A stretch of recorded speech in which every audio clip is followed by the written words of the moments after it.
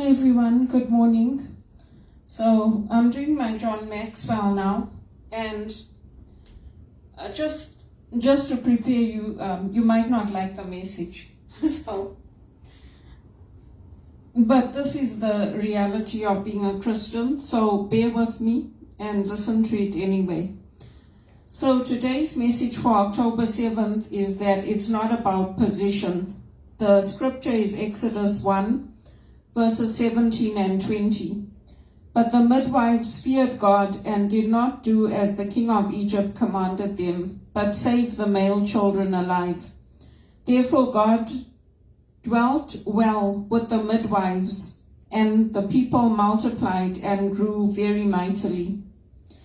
So this passage is basically about disobedience, and it's disobedience to laws, disobedience to what we are asked to comply to, disobedience to what the law says is right. What changes the course of history? Kings, potentates, generals, the wealthy? Sure. But more often than not, men and women with little social standing most significantly reshape the world. So the king of Egypt, this passage and John Maxwell is telling us, and anybody who's read the Bible story knows, the king of Egypt was worried about the exploding number of Hebrew slaves. So he summoned the two midwives, Shiphrah and Puah, and instructed them to murder all the Hebrew male newborns. Despite the king's threats, they did not buckle under and continued to deliver healthy male Hebrews. Although they had no way of knowing it, their risky deception spared the life of Moses, Israel's God-ordained deliverer. In civil disobedience, Shiphrah and Puah risked their lives to protect the children God had placed in their care. Their bravery prompted God to show his kindness by blessing them with families of their own. No doubt their children and grandchildren took part in the great exodus from Egypt. How have you helped reshape the world around you? So many of us we have access to the same things in life now. We have access to social media, we have access to non-profits, we have access to a lot of different things where we can help to reshape the world. For me, I've tried to do that using my influence, writing to MPs. I used to go to demonstrations in England to fight for human rights, to fight for Zimbabwe. And I fought for my education and for others to have the same opportunities as me. I've stood up for being pro-life. I've stood up for being against MAID.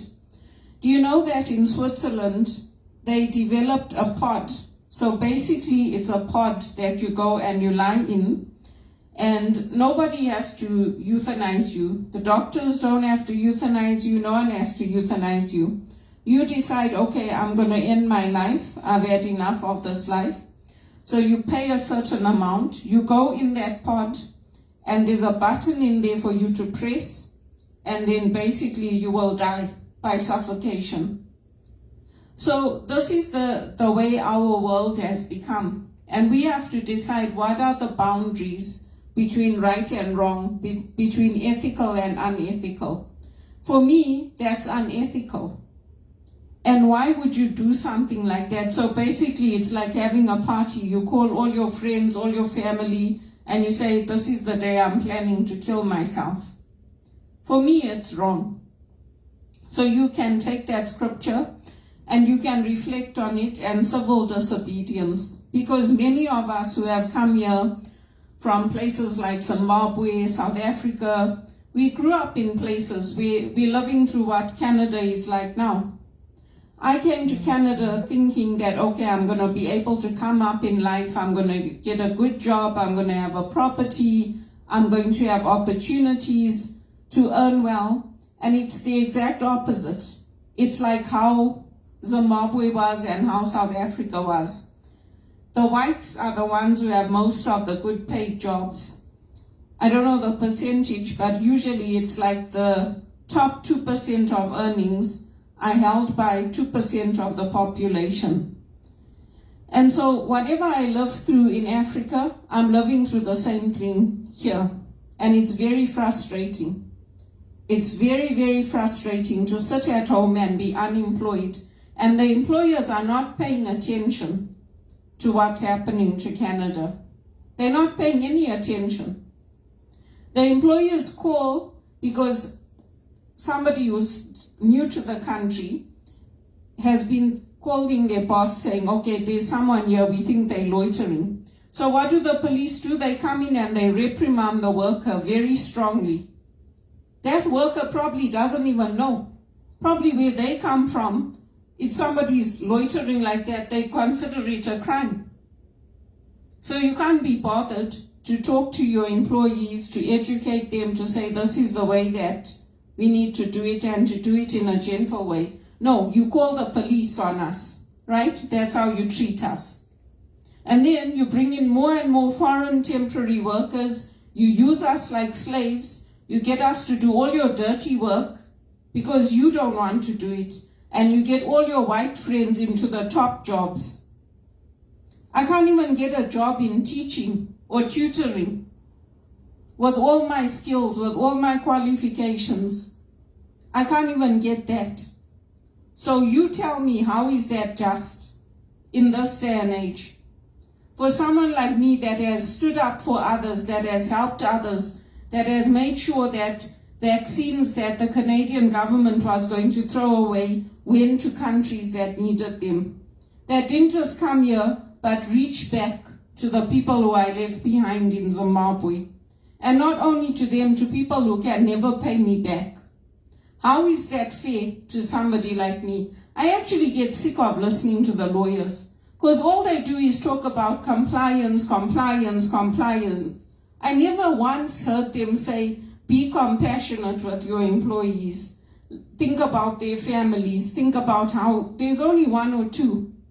Not this one today, but there was one I did before this, where the guy was actually very nice, the lawyer.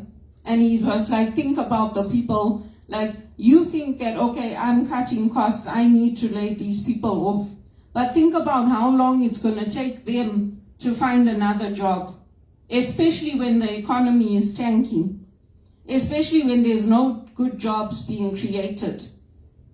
There's very few lawyers that do that in this country. And frankly, it's sickening. I feel sick sometimes by the time I finish. And the women are worse than the men. I hate to say it, but they are. The men can sometimes be more compassionate than the women.